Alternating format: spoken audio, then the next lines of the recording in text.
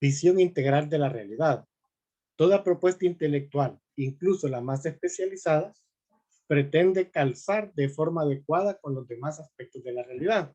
¿Qué implica todo esto? Que todas las posturas que tiene el ser humano con respecto a lo que es la realidad, pues va tratando de tener un mismo caminar. Dicho de otra forma, se busca que todos los elementos que esta nos muestra tengan un lugar concreto frente a la totalidad y frente al resto de las cosas. ¿Qué sería entonces la realidad? Es la forma de percepción que tiene el ser humano ante los acontecimientos que suceden. Partamos de ese concepto.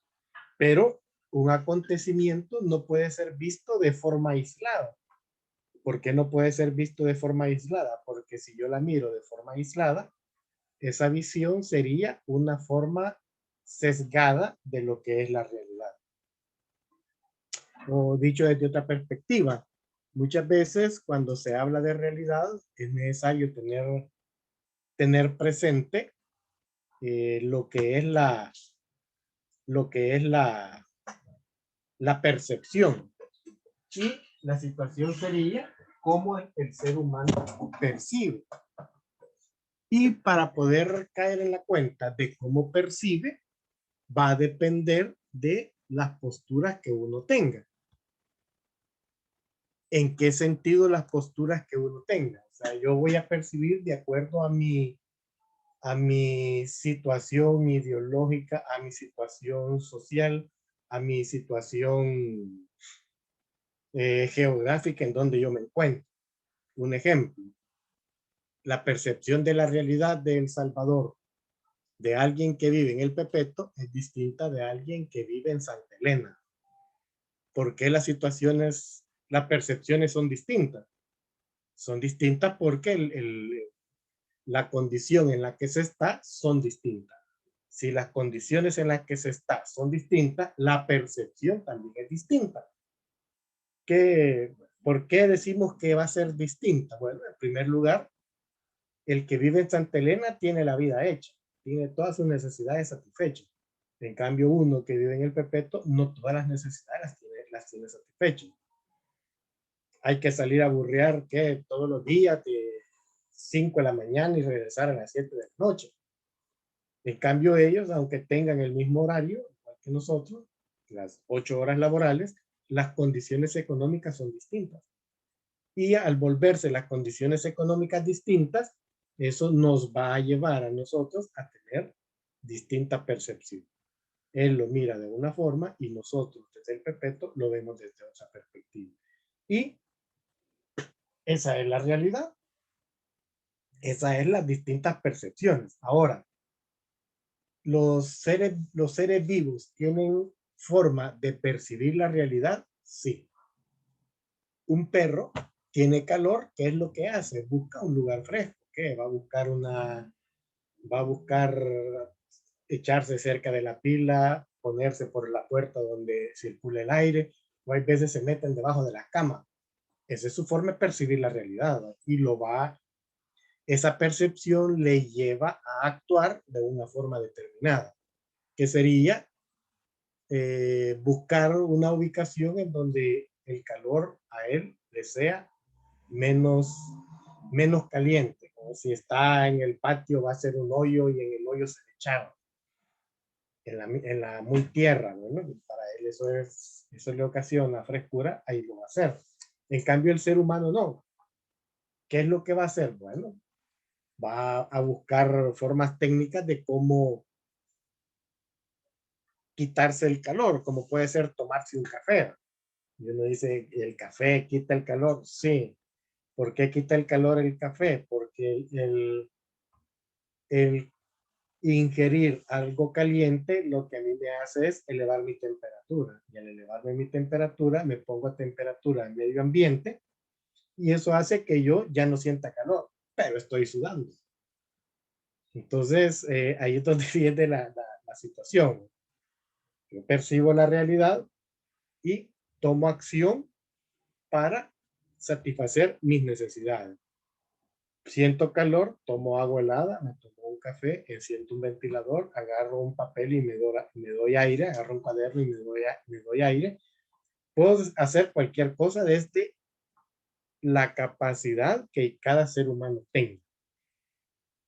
Entonces, el cerebro del animal está formalizado, tiene una forma de percibir la realidad. En cambio, el ser humano está hiperformalizado. ¿Qué implica esa hiperformalización? Que la forma de percibir la realidad lo debe de llevar a transformar. No obstante, hay ciertas visiones de la realidad que no son capaces de integrar verdaderamente todos esos aspectos, incluso algunos que resultan imprescindibles para su recta comprensión. ¿Cómo así? Cuando uno mira un acontecimiento es como comprar un carro. ¿Qué implica ir comprar un carro usado? Es lo que nos toca a nosotros.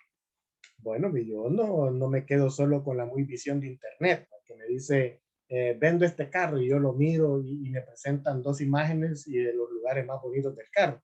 ¿Qué es lo que yo tengo que hacer? Tengo que ir y verlo desde las distintas perspectivas. Ahí lo miro de frente, lo miro de un lado, lo miro de la parte de atrás, lo toco, abro el capó, lo enciendo, lo escucho. Todo ese conjunto de acciones, el verlo desde los cuatro lados, desde la parte de arriba, verlo, revisarlo de abajo, si no está picado, etcétera. Toda esa serie de situaciones va a llevar a que yo tenga una comprensión real de cómo está dicho carro. Igual es la realidad. Cuando yo voy a emitir un juicio sobre la realidad, yo tengo que ver el acontecimiento, pero tengo que ver no solo el acontecimiento de forma aislada, sino cómo está relacionado con todos los demás. ¿Alguna pregunta hasta aquí o algún comentario? ¿Estamos claros?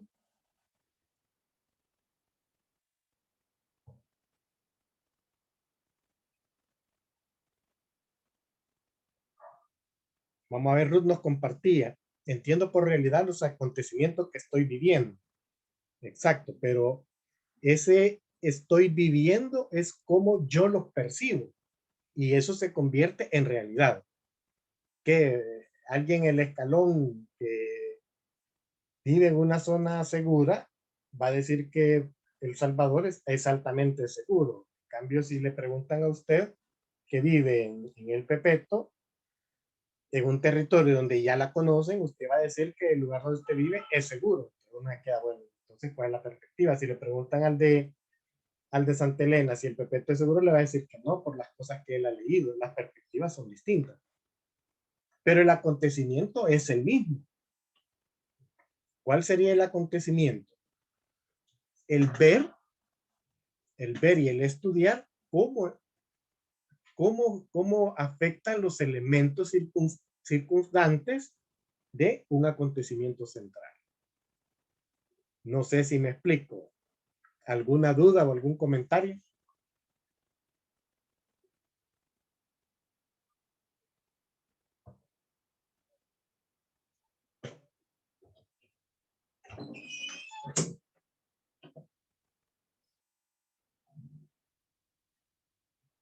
¿No hay dudas entonces? Bueno, entonces sigamos. Si vamos viendo que hay un acontecimiento, pero ese acontecimiento es como diría el padre Ibizate, es la coyuntura, el acontecimiento más cercano relacionado al resto de acontecimientos. Entonces, eso es como agarrar un hilo, levantarlo, miro el acontecimiento que estoy analizando, pero no solo veo ese acontecimiento, al levantar un hilo, yo veo que está agarrado en un montón de lados y es como una telaraña que agarra a distintos lados. Yo no puedo centrarme solo en el centro de la telaraña, sino tengo que ver a dónde está anclado, a dónde está anclada dicha, dicha realidad. Entonces yo veo los distintos puntos donde está y hacia ahí tengo que irme dirigiendo. ¿Qué? Delincuencia, Y yo no puedo decir, la delincuencia es producto ¿de qué? De la pobreza. Sí, pues no sobre eso. Hay otra serie de factores que afectan al ser humano en relación a la delincuencia. Migración, ¿por qué migra la gente? Migra por un montón de cosas. ¿Y qué es lo que usualmente nos dicen? La gente migra porque El Salvador es inseguro. Sí, pero no solo migra por eso, migra por un montón de cosas. Que no tiene trabajo, que no tiene oportunidades de trabajo, que lo han amenazado, que su migración es forzosa, que el esposo le pega, sufre de violencia intrafamiliar, etcétera. Hay un sinfín de acontecimientos que para estudiar un fenómeno social es necesario ver en todo su alrededor.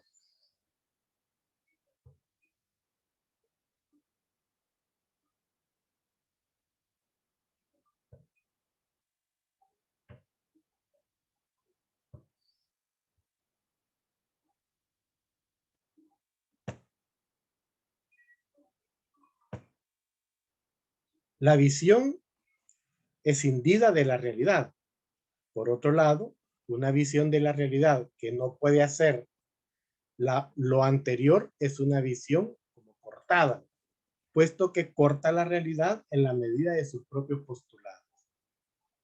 ¿Por qué corta la realidad? Porque no la toma en cuenta en su totalidad, sino que nos quedamos prácticamente con una realidad reducida y reducida a un acontecimiento de forma aislada. Si yo estoy viendo los acontecimientos de forma aislada, estoy cortando la realidad. Tengo una visión sesgada de la realidad.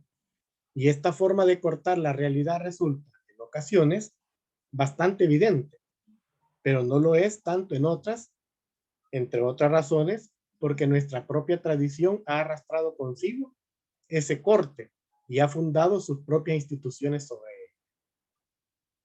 Eso es lo que dice tal institución, eso es lo que dice el padre, eso es lo que dice el fraile, y eso se convierte en una norma y se convierte en una ley.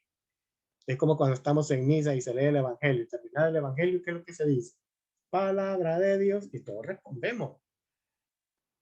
Entonces, ahí vamos viendo que esa situación es necesario como irla superando, irla superando. ¿Por qué? Porque la situación se vuelve una tradición y al volverse una tradición, se vuelve una institución. Entonces, lo que esa persona o esa tradición dice se vuelve norma y se vuelve ley. Las más de las veces, esta visión cortada de la realidad se esconde a través de las consideraciones sobre cuál sea el centro de las cosas, aquello sobre lo cual gravitan todas las demás explicaciones. Y esto es curioso. ¿Por qué es curioso? Porque muchas veces el que hace el análisis lo está haciendo desde la perspectiva que éste tiene. Y cuando uno escucha a los distintos analistas, lo primero que uno hace es ubicarlo. ¿De qué tendencia es? O yo leo un periódico, ¿de qué línea es el periódico? Si yo miro un periódico digital, ¿cuál es la línea de este periódico digital? Si yo escucho a una universidad, ¿cuál es la línea de esta universidad? ¿Cuál es su historia? ¿Qué es lo que me garantiza que lo que está diciendo es aceptable o no? No sé si me explico. Si en cuestiones de investigación pasan encuestas y habla la UCA, yo le creo porque él me está presentando toda una serie de datos estadísticos, lo cual me verifica que lo que ellos están diciendo es cierto. Pero si yo escucho a un partido político, lo pondría un poco en tela de juicio, porque la visión del partido político está filtrado por la ideología de dicho partido. Entonces, eso quiera si o no, pues le va dando como sesgando o va cortando el análisis de la realidad. ¿Alguna pregunta o comentario?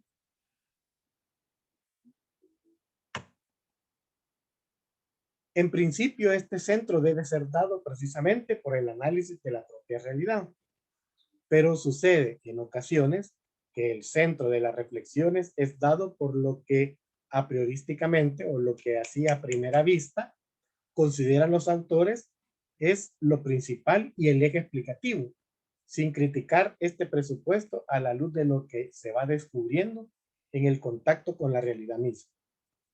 Lo que sucede, por el contrario, es que los datos van sirviendo a estas posturas intelectuales a sustentar artificialmente, pues los mismos datos se ven adulterados si el mecanismo a través del cual se llega a ellos resulta erróneo. Una encuesta, ¿yo puedo manipular una encuesta? Sí, depende del tipo de preguntas que yo esté haciendo y en la medida en que esa pregunta la voy ubicando seguida de otras preguntas que lleven hacia donde yo quiero llegar. Que, por ejemplo, yo quiero hablar de El Salvador violento. Entonces yo hago la pregunta, ¿y usted dónde vive? En el Pepeto. ¿Usted considera que el Pepeto es violento? No. Usted va a decir no porque ahí vive, ya lo conocen. ¿Ya lo han asaltado? Sí.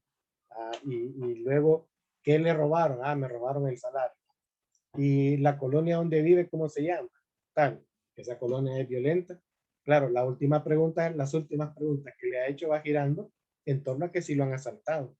Entonces, usted ya dijo que sí y comienza a cambiar su perspectiva. A eso se llama manipulación del dato.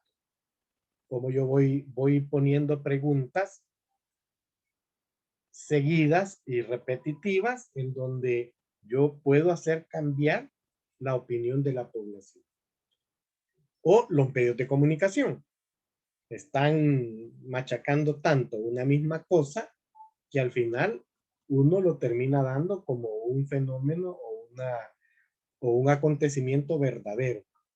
¿Por qué? Porque el medio de comunicación a cada rato está remarcando exactamente lo mismo. Entonces, tanto va el cántaro al río hasta que se quiebra. Y ahí sí no hay para dónde. Lo que sucede, por el contrario, es que los datos van sirviendo a estas posturas intelectuales, a sustentarse artificialmente, pues los mismos datos se ven adulterados si el mecanismo a través del cual se llega a ellos resulta erróneo. En definitiva, termina siendo un argumento circular, gira en torno a lo mismo. Que lo pudimos ver en las elecciones. Todos los partidos políticos pensaron que iban a ganar. En su imaginario decían que iban a ganar. Claro, en su realidad estaban conscientes que a ganar no iban. Sin embargo, no iban a tener una derrota tan grande como la que tuvieron.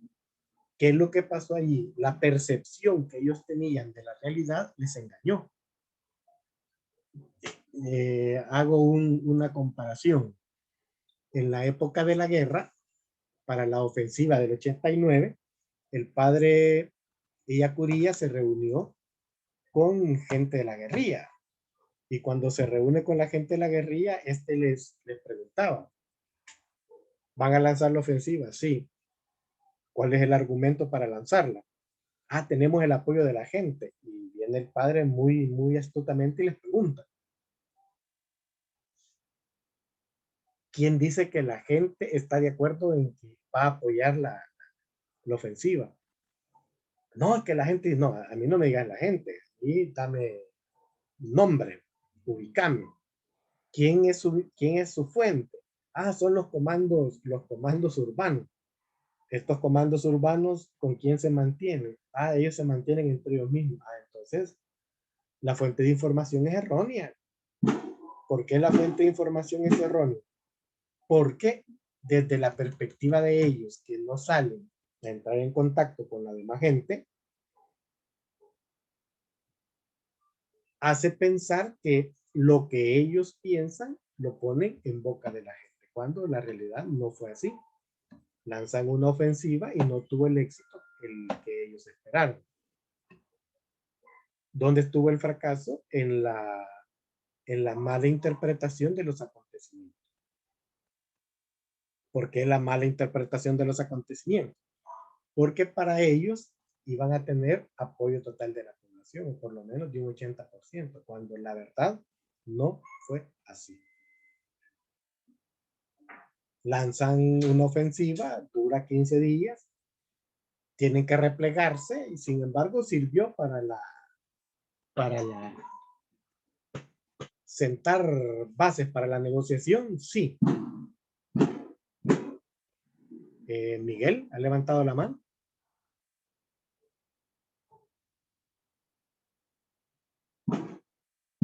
Sí, Miguel. Puede activar su micrófono.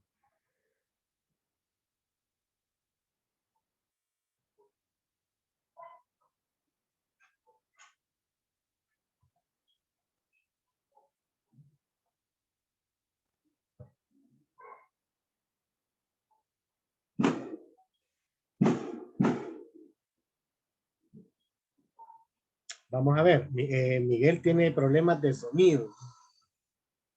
Voy a responder lo que nos pregunta Ruth mientras Miguel soluciona. Si no, pues escríbalo en el chat.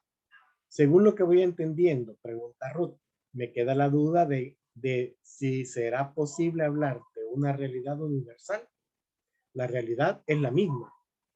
Lo que va a cambiar es la percepción y la interpretación de dicha realidad. O siempre será una realidad dependiendo de lo que se vive en el entorno individual o colectivo. Volvemos a lo mismo.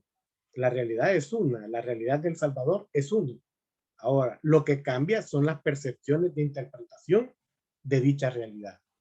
Es como comprar un carro, el carro allí está. Para unos el carro es bueno, para otros el carro es malo.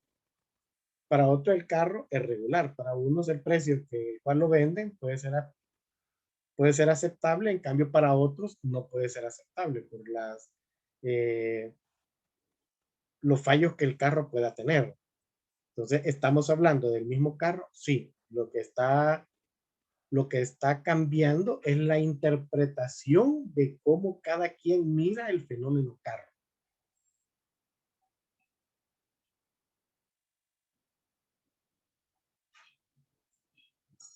¿Alguna otra pregunta o comentario?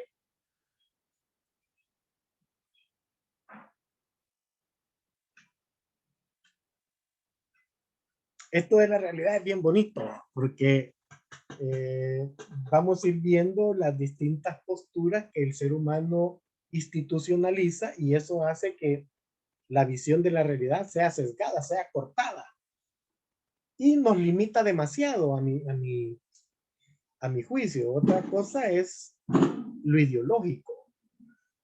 Que yo no puedo, si yo quiero hacer un análisis de la realidad, lo primero de lo que me debo de apartar es de la ideología. ¿Por qué? Porque si yo lo hago desde la ideología, lo que yo estoy interpretando va a ser desde la perspectiva ideológica que yo tengo.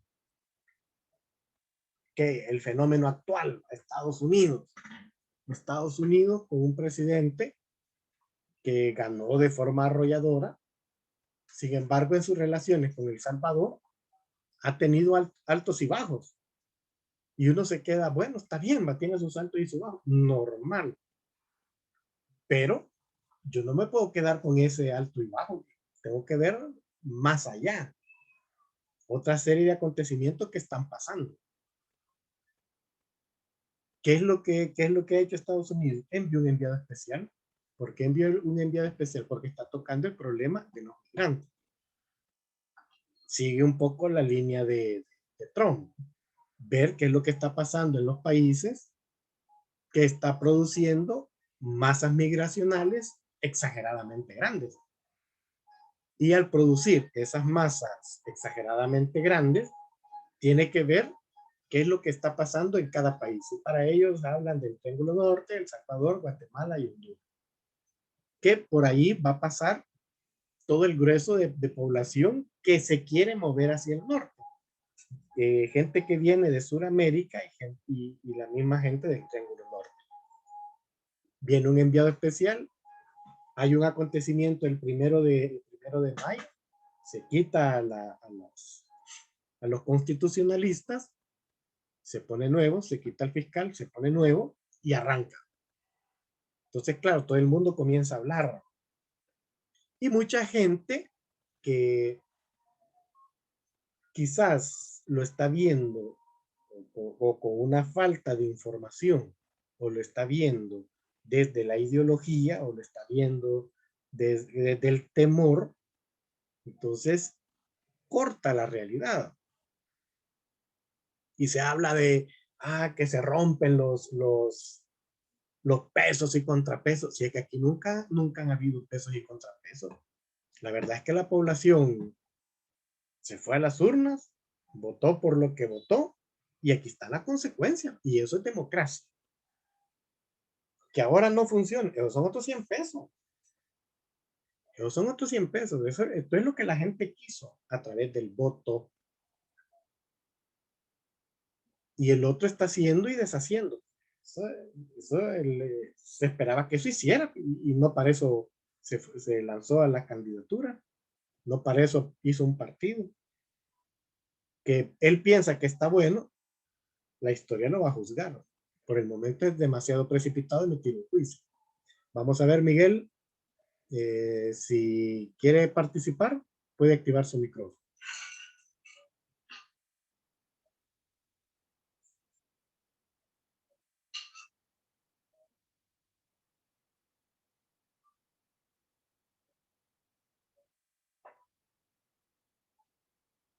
Seguimos sin tenerle el audio, hermano Miguel.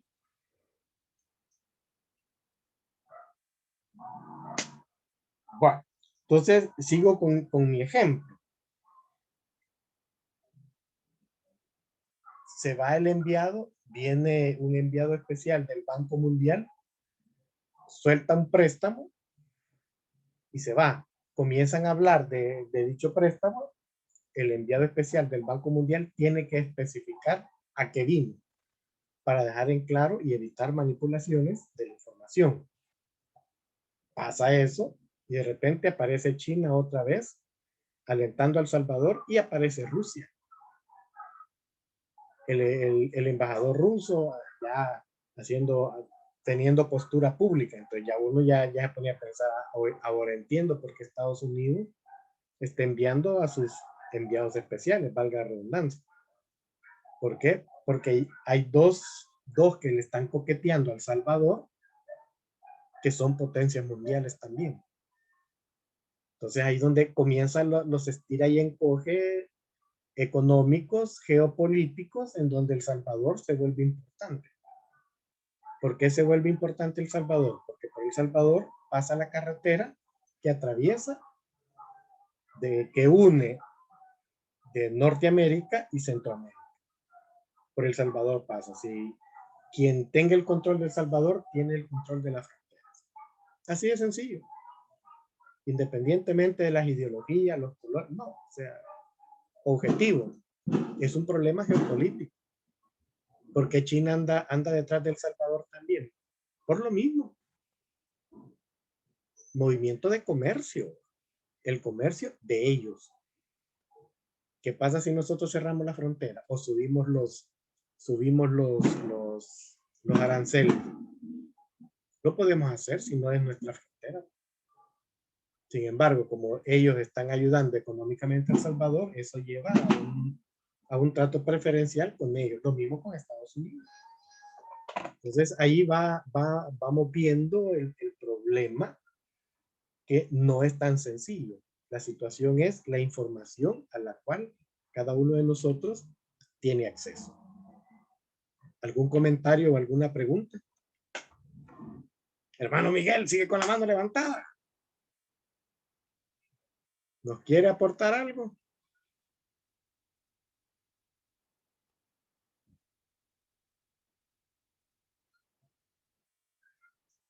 Bueno, sigamos.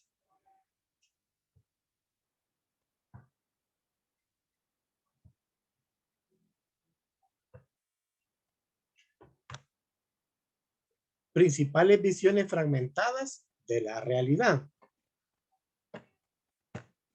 La primera es el materialismo. El término materialismo, en efecto, ha sido usado para nombrar a una serie bastante dispar de corrientes de pensamiento.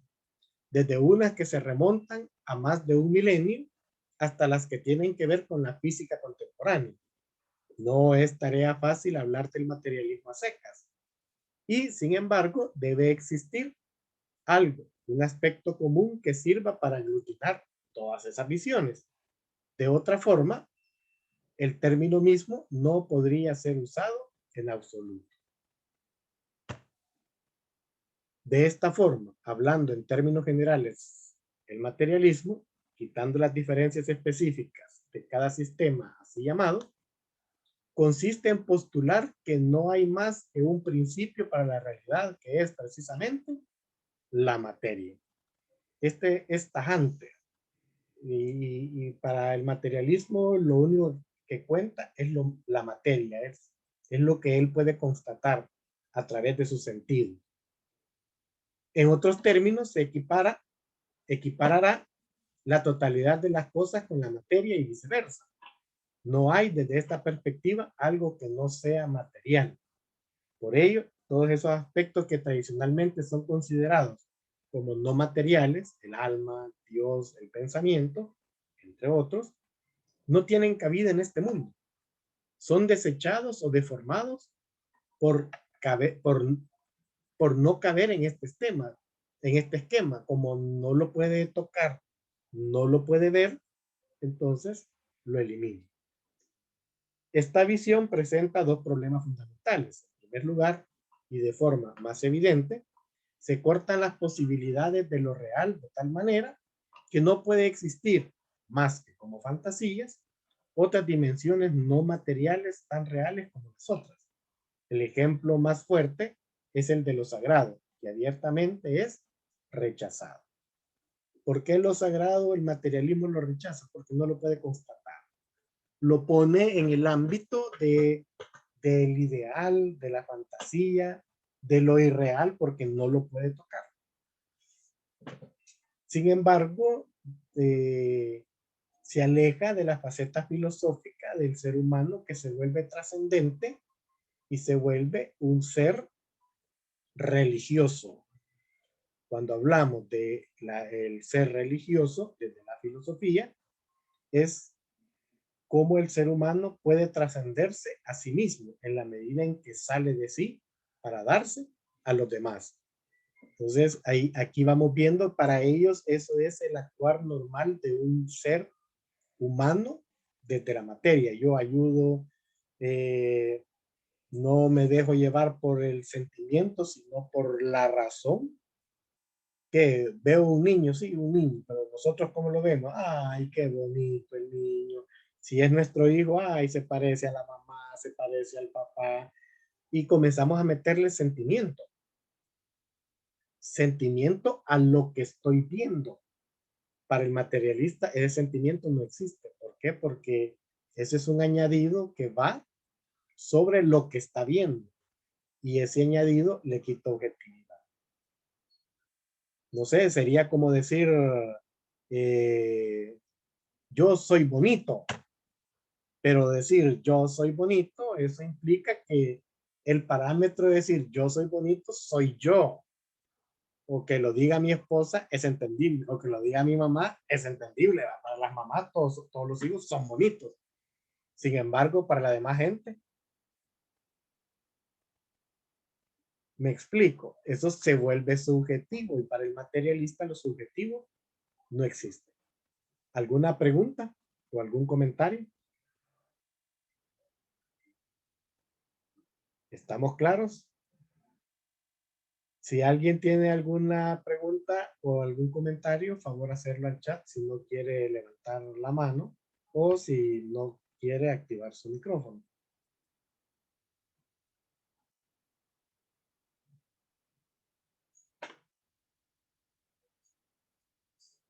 ¿Alguna pregunta?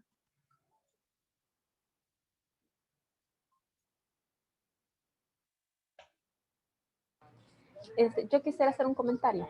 Sí. Fíjese de que, vaya, lo que ha estado hablando, pues es la realidad que estamos viviendo ahorita, ¿verdad? Yo doy clases y doy sociales a tercer ciclo. Sí. Entonces, los alumnos, pues ahorita están con todo eso de que quitaron al magistrado, quitaron a los, entonces, pero ellos lo hacen ya con un tono como de, ya era tiempo. Entonces, cuando yo les hablo y les hago ver, sí, o sea, es bueno que haya un cambio, pero todos los cambios al extremo tampoco son buenos. Entonces, cuando ya yo les planteo la situación desde la iglesia, o sea, cómo tiene que ser, pues algunos se quedan como que, ay, entonces la regó mi papá al votar.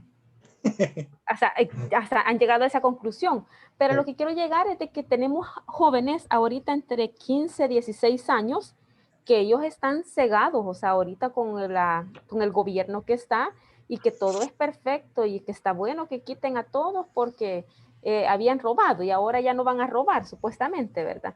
Entonces estamos viendo que nuestra realidad ahorita, los padres que han votado, los hijos que son adolescentes, pues siguen ya ese camino.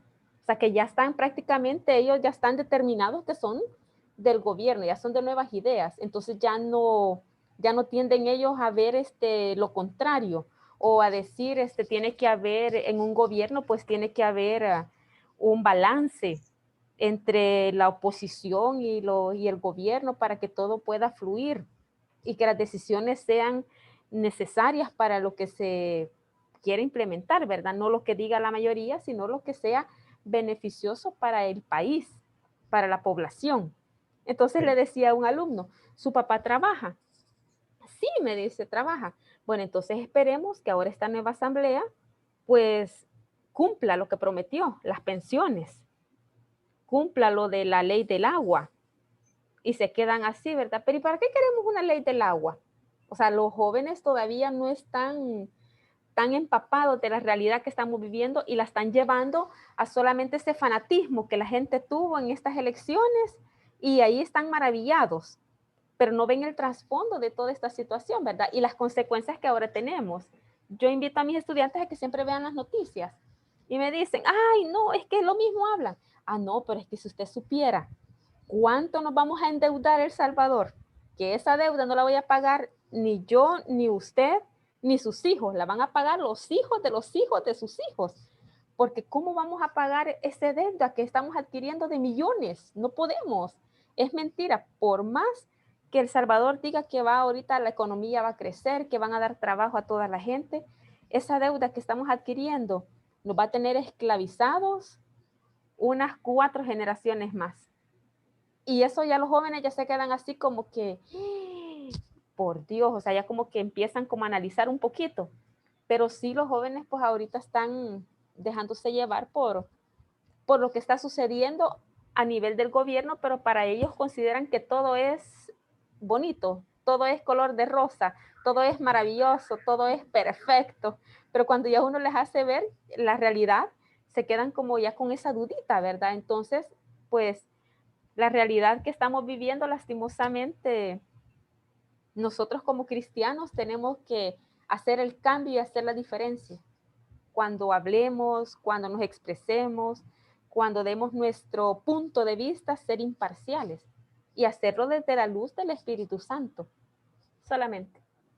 Ok, yo creo que por ahí va la cuestión. Va ahora, si vemos lo que dijo la iglesia, es que lo que hizo pareciera ser que legalmente está bien. Ahora, lo que está mal es la forma como se hizo.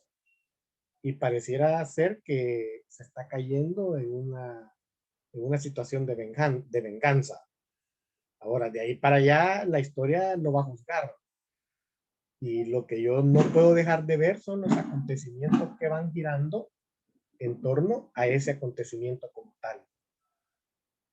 No sé si me explico. Sí, que nos vamos a endeudar el país. Sí, y es que siempre hemos estado endeudados. Pues, y la deuda que nosotros estamos pagando es la deuda adquirida quizás en la época del PCN. Estamos hablando de la década del 70. Y así sucesivamente. Todo país tiene que endeudarse para poder salir adelante. Eso no quiere decir que nos vamos a endeudar hasta más no poder. Eso se evidencia que es malo y cada uno de nosotros lo ha visto en algún amigo o lo ha vivido en carne propia cuando uno se desbalancea económicamente y acude a un préstamo y después no puede salir de la deuda. y tiene que cargar con las consecuencias de haber adquirido dicha deuda. Aquí Melvin nos hace una, no, vamos a ver, ¿cómo aprendemos a ver la realidad como objetividad, sin inclinación a una ideología o religión o partido político? Yo creo que la objetividad me la va a dar el analizar los acontecimientos y bajarle a la pasión. Yo también doy sociales en bachillerato y en tercer ciclo y estoy en un colegio del escalón y allí son hijos de empresarios, hijos de... Y es necesario hacerle ver a ellos que no tiene que ver la realidad desde la pasión, sino desde la cabeza, y una cabeza fría. ¿Qué implica la cabeza fría? En que yo solo miro los acontecimientos, no emito juicio. Al no emitir juicio, usted se vuelve objetivo. No sé si me explico, porque si yo ya comienzo a emitir juicio, ya lo estoy encaminando. Pongo un ejemplo. Hubo un año en que, no me recuerdo para qué situación fue. Me sirve el ejemplo. Está el padre Andreu, rector de la UCA, y están dando los resultados de una encuesta que ellos pasaron. Pero el rector comenzó a emitir juicios sobre el dato estadístico, cuando la función de él no es emitir criterios sobre el dato estadístico, la función de él es solo dar el dato estadístico, porque eso es lo que hace una empresa encuestadora, una empresa que hace encuestas. Yo solo doy el dato.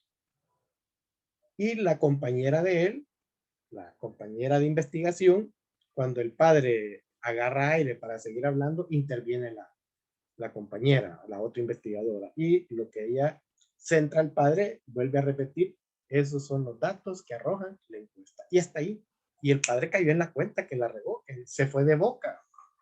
¿Por qué se fue de boca? Porque comenzó a emitir criterios en torno o comenzó a interpretar los datos estadísticos, cuando eso le toca a la población en general.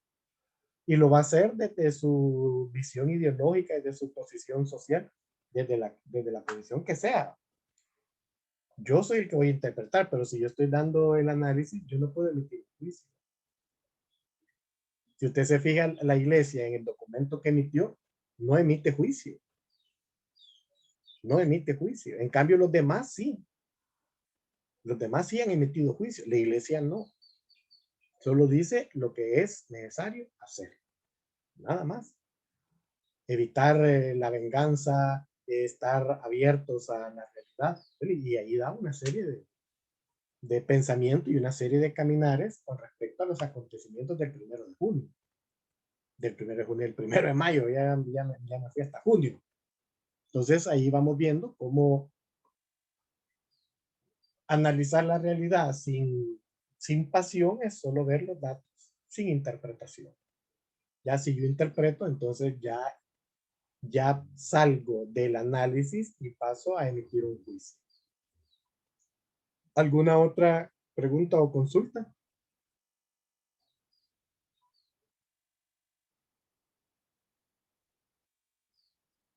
Y lo que decía la compañera tiene razón. O sea, ahorita hay una serie de cosas pendientes que vienen desde el 2000. La ley del agua es algo que está pendiente. El problema de la privatización de las AFP también está pendiente. Y así podemos seguir hablando de un montón de cosas que están pendientes. Va. Si no hay más, continúo.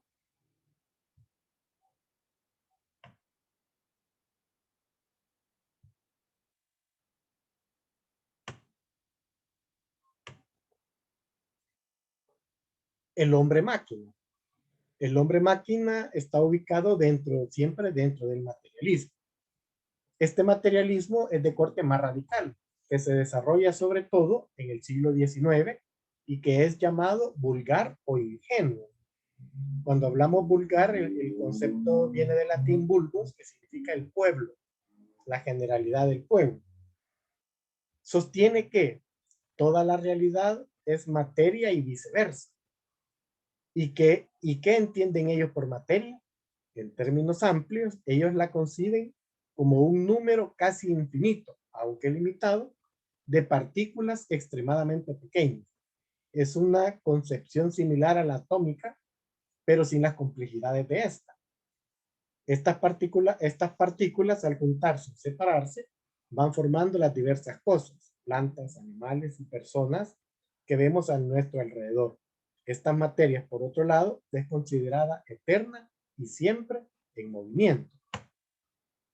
El asunto principal reside precisamente en tal movimiento, esa situación de estar en constante movimiento. Esto también lo podemos ver en el materialismo histórico, cómo la realidad o la historia va cambiando porque las circunstancias van cambiando. Para la época del materialismo vulgar, es física, se había establecido ya los principios básicos del movimiento, elaborados tiempo atrás por Isaac Newton. Estas leyes pretendían explicar el movimiento de todos los seres. Y pensaban los materialistas, si esas leyes se aplicaban en las cosas formadas, con mucha más razón debe suceder otro tanto en sus partículas elementales. Por ello, recordando que no hay cosa no material. Toda la realidad es explicable desde estas leyes generales. ¿Qué podemos decir con respecto al hombre-máquina? Materialismo desde el hombre-máquina. Bueno, ya hay unas leyes y el ser humano se apega a esas leyes y eso es lo que lleva las leyes de la historia. ¿Qué podemos decir de esa perspectiva?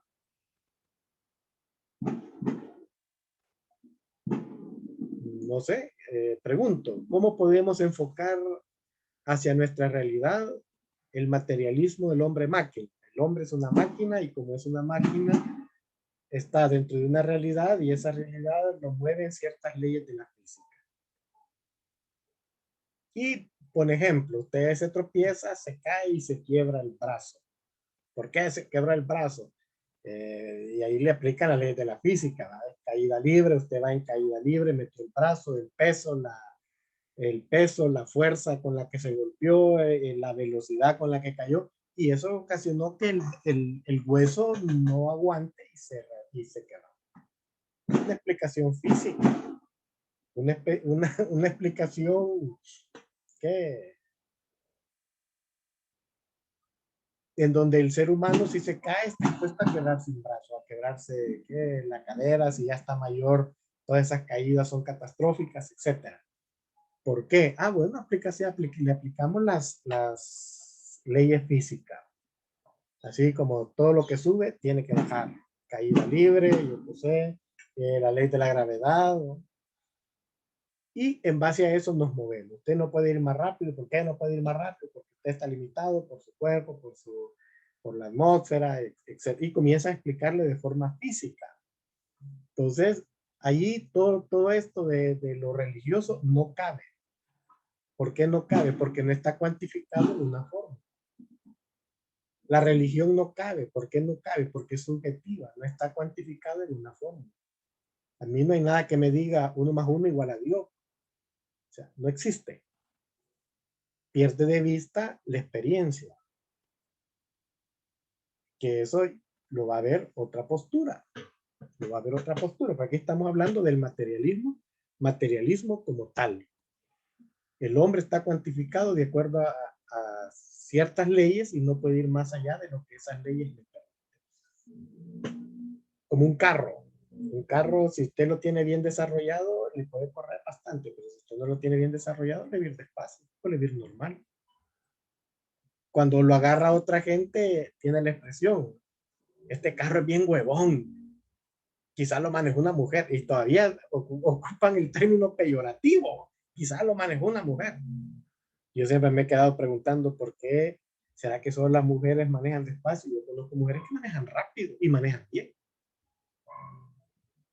No solo bien, sino que manejan muy bien. Pero ¿por qué hacer la comparación de espacio, mujer, carro no desarrollado? Bueno, pudo haber sido el dueño un adulto mayor que maneja despacio, pudo haber sido Raúl Méndez, yo manejo despacio. No le veo la razón de ir a 1000 por hora. Yo quiero llegar. Me explico. Entonces ahí el carro va a moverse de acuerdo a cómo el motor se vaya desarrollando y a las condiciones que el motor o el dueño del carro le aplique al motor de dicho carro. Los aceites especiales le va a dar largueza al motor, sus aditivos, el aceite, los cambios respectivos, el tipo de aceite que le va a poner, las presiones en los neumáticos, el agua, el refrigerante del caso, el power, el líquido de freno y todas esas cosas. Entonces, si yo quiero un buen carro, quiero darle larga vida al carro, le tengo que dar un buen mantenimiento. Si yo no le quiero dar larga vida a mi carro, le doy un mantenimiento en la medida de lo posible, lo que mi bolsa me pueda dar para poder apoyar el mantenimiento del carro. ¿Cuánta vida va a tener el carro? Lo que el mantenimiento se le dé. Y eso no hay nada escrito, como no, si está escrito, lea el manual, ahí están las especificaciones que dice el constructor. Qué tipo de aceite hay que ponerle, cada cuánto hay que cambiarlo, etc. Pero yo en base a oración voy a hacer terminar un carro. No, no se puede. Al carro hay que echarle gasolina. ¿Qué tipo de gasolina le echa? Hay que ver el manual, qué especificaciones dice el constructor. Ah, es especial. No todas las especiales son especial para ese carro. Ahí. Entonces usted debe de encontrar la gasolinera que le venda una gasolina que le sea rentable a su carro. Si no, el carro va a andar tosiendo. Bueno, y son cosas que ya están escritas. Y ahí, desde esa perspectiva, meten la experiencia del ser humano. ¿Alguna pregunta o comentario con respecto al hombre máquina?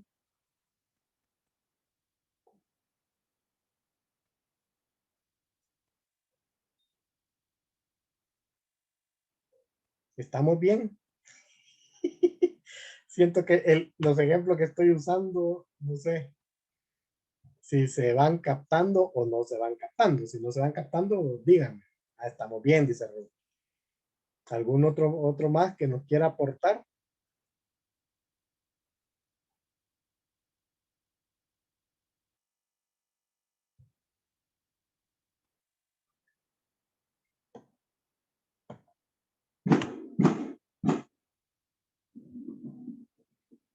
Y por último, dentro del materialismo, tenemos el cientifismo. Este segundo ejemplo de visión fragmentada de la realidad es una variante o ramificación del anterior, del hombre máquina, puesto que asume como principios muchos de los presupuestos materialistas. Sin embargo, adopta lo propio como para estudiarlo aparte. Lo fundamental del cientificismo se puede resumir en dos postulados fundamentales. Primero, la ciencia está capacitada para conocer toda la realidad. Y aquí vemos cómo mete dentro del recipiente de la ciencia, mete la realidad.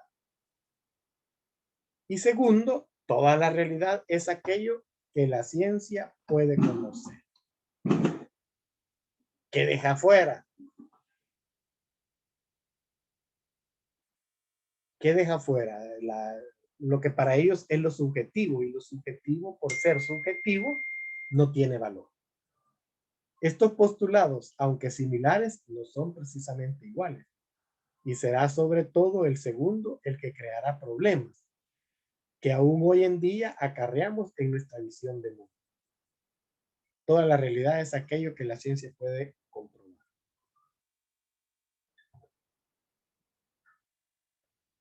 Bueno, si no hay más, vamos a llegar hasta aquí y nos vemos en la próxima semana. ¿Alguna pregunta o comentario?